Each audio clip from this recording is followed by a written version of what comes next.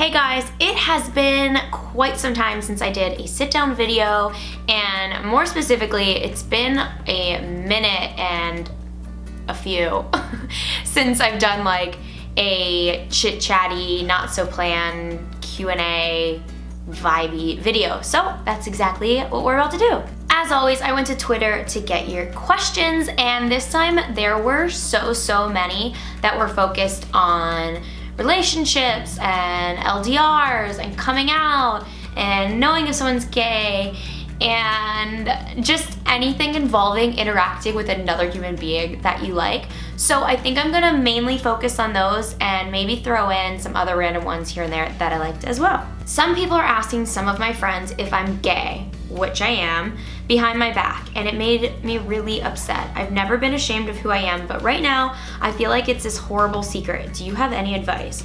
First of all, you are not alone. I fully relate to this myself, and I know millions of others, well maybe not millions, but pretty much millions of others who went through the same thing. Everyone, when they kind of got hinges, why did I say hinges? Everyone, when they got hunches that I was gay, never came to me, and it honestly drove me insane. I was like, why is everyone talking about me? If you want to know that I'm gay, come to me. And actually for a while I claimed to myself and anyone who already did know that I was gay that if anyone would just ask me, I would tell them, which I would have not. I bet that 99% of these people asking other people aren't doing it out of malicious intent or because they're judging you in any way. I think that they're genuinely just curious, whether it be because they're your friend and they want to be there for you, or just because humans are very interested in other humans' lives. I think the best way to deal with anything when anyone's talking about you is just be upfront with it. Be like, yeah, if you just own it, no one can talk about it. So if you make it a non-event, so will they. But if you're not ready to be telling people, if that's the case, just don't worry about it. People are always going to talk. People are always going to be concerned with things that shouldn't matter to them. You have so much more to focus on. You have your important life going on. They should have theirs, so just don't worry about it. How do you and your girlfriend trust each other so much in a long distance relationship? I think any relationship, whether you live together or you live on opposite sides of the world, trust is key. You cannot have a relationship where you're not trusting each other.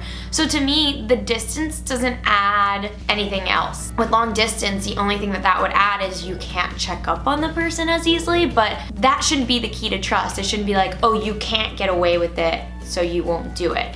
That's just silly. But I also think it is key to communicate because, you know, sometimes our emotions and our insecurities can get the best of us. So if you're feeling insecure about something, talk about it. And again, this applies to any relationship. But in a long distance relationship, sometimes you can't speak as often or see each other as often and maybe not have the opportunities to discuss these issues you're having. So if you're feeling insecure about a person in your significant other's life, or if they're not letting you know where they are as much as you'd like, just say that to them. I think communication is the number one thing to having trust. And trust is the number one thing to having a healthy relationship. How to know if a girl is gay? Ask her. You know, I could rattle off the secrets to gaydar and how to know exactly if a girl is gay just by looking at her. But that's just not the reality of life. Gay comes in so many forms and shapes and sizes and appearances. There's just no way. Like, a girl could have nails out to here and she might be gay. I don't think there's any harm in asking someone. There are more subtle ways to do it than just walking up to a human and asking if they're gay. But just like you would kind of look for cues if someone is into you in general, like even for straight people, if two people know each other are straight, they're not gonna just assume that that means they're gonna like each other. So flirt with her, throw subtle hints, see what vibe she's giving back. Or bring up stuff, like bring up very obviously gay TV shows or characters or YouTubers. Have you ever been afraid of commitment? I don't know if this was supposed to be specified about relationships, but I'm gonna sort of take it that way. And yeah, I have. I think more recently than in the past. Wow, we are about to get so real up in here. I think that I've always been the type of person who just does what feels right in the moment. I just try to do things that make me happy and make me feel good and work hard and stay inspired. And I think that kind of transforms into relationships sometimes for me as well.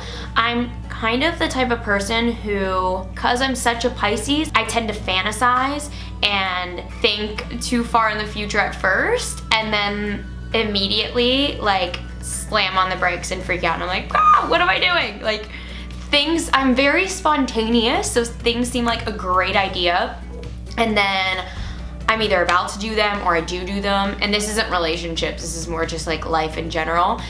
And then as soon as I do it, I'm like, what did I do? Whether it be like chopping my hair off or I don't even know, just anything. I don't understand. I like have these two contrasting personalities that like butt heads all the time. But as for relationships, I think, yeah, it can be scary, and it gets a little scarier as you get older because relationships seem to matter more in a way. I think when you're young, you're just having fun, and yeah, of course you can have an extremely serious relationship, but you don't really think about the pressure of, is this a forever thing? Does it need to be a forever thing? Is this the right forever thing? So I think that as you get older, a lot of people do tend to be a little bit more wary to commit. Also, I think you kind of get a little cynical if you've been in failed relationships. Like I know for me, I spent most of my life in relationships. I've had like long relationships that failed.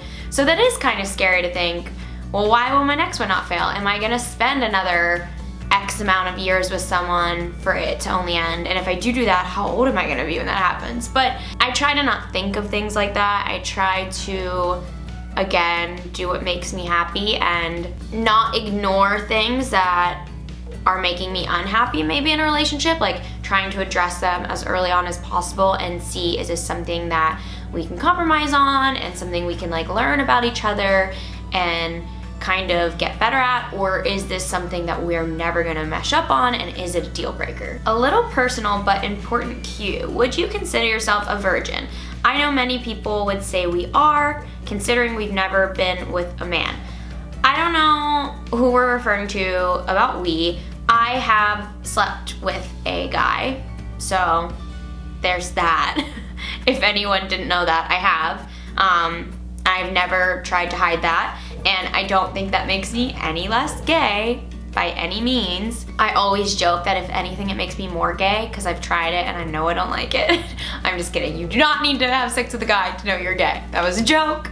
Please don't take that out of context. Regardless of that, I think that the times that I have had sex with women are more worthy of taking my virginity than sex with a man. Just because I am gay, so it felt more real. I think it's such a silly idea that people think like you haven't lost your virginity because you've had sex with a woman. Like, you've had sex, so that's a definition of losing your virginity. Have you had sex? Have you not? Like, I just think it's so silly that we find like these loopholes in it. And also, who cares? Do you have any advice for people's first relationships? I do have advice for people's first relationships that I think in hindsight, I look back and understand, and I think like advice that I could have been given.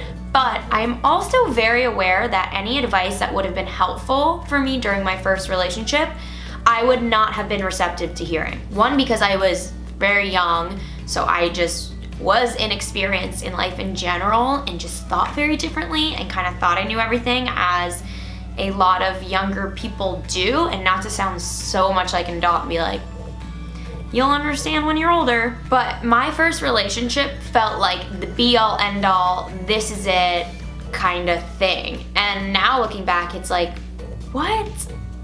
I think anything in life when you're younger feels much more intense, which as it will, because it is intense for you. You've lived this fraction of your life and you've had these things happen to you. So everything just feels more intensified. My number one advice, I guess, that I think may be able to be helpful to people now is don't lose yourself in a relationship. You're gonna spend a lot of time with this person. You are going to learn things from this person. They're gonna change your mind on things, but don't lose yourself as a person. You always need to have your own things. Have your own friends. Have your own passions. Don't forget about your family. Of course, this person is going to impact every aspect of your life, but you still need to have yourself. You need to be a whole human being all on your own, and they're a whole human being, and together you're this amazing two human beings going through life together. Don't be one person. Explain coming out in 5 words. Ooh, yeah. Terrifying, freeing, nauseating, God, thrilling, and I don't know, loving, because the amount of love I got from every human being I came out to was overwhelming. Is overwhelming one? Add that. I don't know. It was a lot. It's intense. It's like every feeling times a million, but it's the best thing in the world. What would you prefer, to be loved or to be in love? I think one without the other on either end is like a complete nightmare. Unrequited love is no freaking joke, people. That is just really hard to love someone and then not love you back. You can't make someone love you. And it's also really hard to have someone love you and you not feel the same way. You can't make yourself love someone. So I just think that's a really difficult situation. I wouldn't want either. I guess I would probably prefer me to love someone because, I don't know, I just feel like there's just so much guilt the other way around, but neither would be very fun. Okay, I think that's all the relationship questions that I saved. I'm gonna just go through some of the other random ones really quickly. First up, do you think you'll have a dog by 26? Well, Jessica, I'm already 26, so no, I don't. I don't have one. Favorite piece of jewelry from your line? Ooh, that is really hard to pick. I'm going to just pick from the new collection, which is the Blue Moon one, which is these Shri earrings. And I'm gonna say my favorite is the little hoop one. If you guys don't know, I released my second collection of jewelry with Stillness. I will insert a picture right here so you guys can see it a little bit better. But there are 3 earrings in the collection. First up, the lobe pieces are just little studs, and then they have a backing that you can wear on it or you don't have to. And it's just this little hanging gold bar, which I love. And then the second piece, which is my favorite, is just this little hoop with the 3 studs. I love this piece and also the top one so much because you don't have to have a piercing. Oh, I've always loved the look of like multiple piercings in the ear, but my body really rejects piercings. It took me so long to have my lobes like fully healed, and even now, I don't know. I bet if I left my earrings out for too long, they would fully close up. If I wear earrings that aren't good quality, they get really messed up, and it's bad. But the quality of these is amazing. They're all solid silver, and then they're plated with either gold or rose gold if you want to add those colors as well. I have them in gold, but yeah, I'm just so obsessed with them, and I finally feel like I can have fun, cool earrings and don't have to go through the pain of piercing or deal with the healing. So winning all around. Do you sleep with socks on? Please answer, it's urgent. I don't know why this question is urgent, but Sam, no, my God, no. I hate sleeping with socks on. I hate when people sleep in bed with me and they have socks on. Like, let your feet breathe. I feel like they're suffocating. It's making me itch all over right now. Do you like pineapple on pizza? Hell fucking no. Who likes pineapple on their pizza? That's disgusting. Thoughts on the songs being added to the In Full Bloom playlist? Oh gosh. I made a collaborative playlist on Spotify because I thought it would be fun. Like, I love sharing music with you guys every month, and I love when you guys give me recommendations, but sometimes it's hard for me to like go and search them and do all that. So I made a collaborative playlist. If you'd like to check it out, I will put the info below. But oh my lord, in less than 24 hours, there was 200 hours on this playlist.